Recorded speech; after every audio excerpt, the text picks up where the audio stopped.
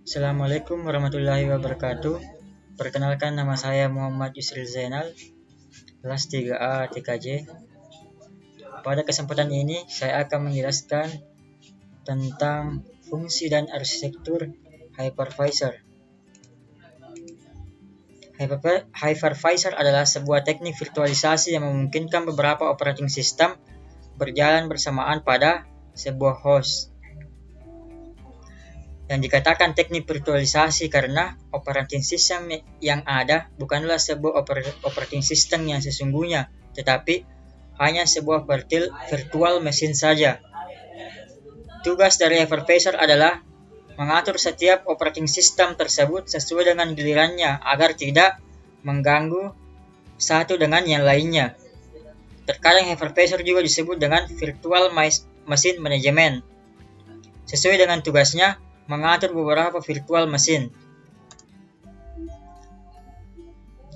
Adapun tipe-tipe arsitektur pada hypervisor terbagi atas dua. Yang pertama itu tipe 1, native bare metal, di mana hypervisor tipe ini berjalan langsung di atas perangkat keras server, artinya tidak diperlukan sistem operasi lain untuk menjalankan hypervisor tipe 1 ini. Kemudian yang kedua itu tipe hosted, di mana tipe ini berperan sebagai software untuk menjalankan dan mengatur virtual machine.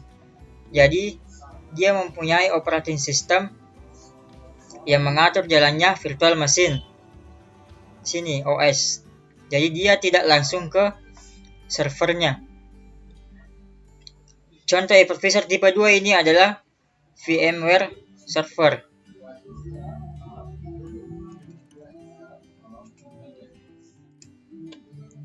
Kemudian yang kedua adalah cara melakukan pembuatan dan penambahan mesin Linux container. Yang pertama, silakan buka Proxmox-nya, diakses melalui web browser. Masukkan username dan password.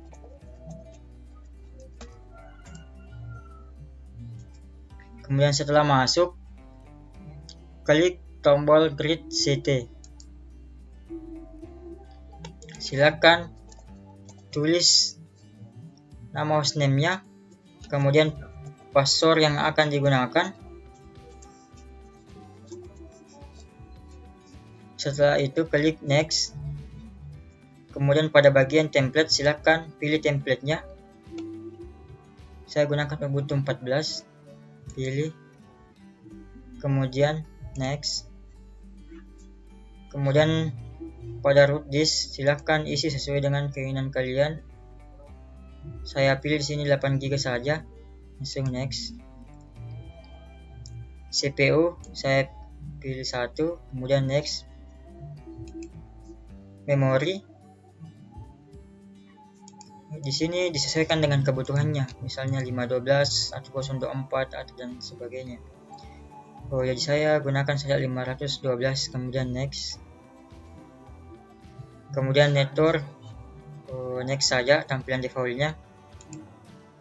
Kemudian DNS domain, silahkan ketik domain kalian. Kemudian DNS servernya. Setelah itu klik next. Kemudian periksa kembali jika tidak ada lagi yang bermasalah. Kemudian klik finish. Maka Linux kontainernya akan terbentuk. Tunggu sampai selesai, maka Linux kontainernya akan terbentuk.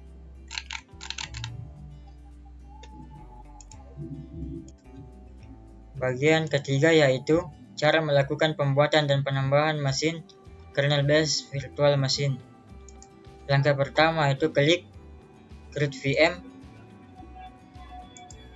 Tulis nama VM kalian. Klik next. Kemudian pilih operating system yang akan kalian gunakan. Ubuntu Server 16. Kemudian klik next. Sistemnya default saja. klik next. Pada pilihan harddisk, kalian bisa mengubah berapa kapasitas harddisk yang akan kalian gunakan. Pada kesempatan ini saya hanya menggunakan 32 GB. Kemudian setelah itu klik next.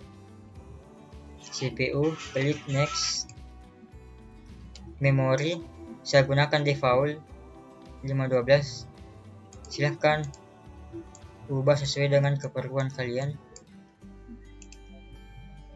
Network, pada pilihan network ada berbagai pilihan, ada Intel, Realtek, VMware. Saya menggunakan Intel E1000. Kemudian next. Setelah itu pada bagian configure, setelah selesai klik finish, maka mesin virtual kalian akan terbentuk.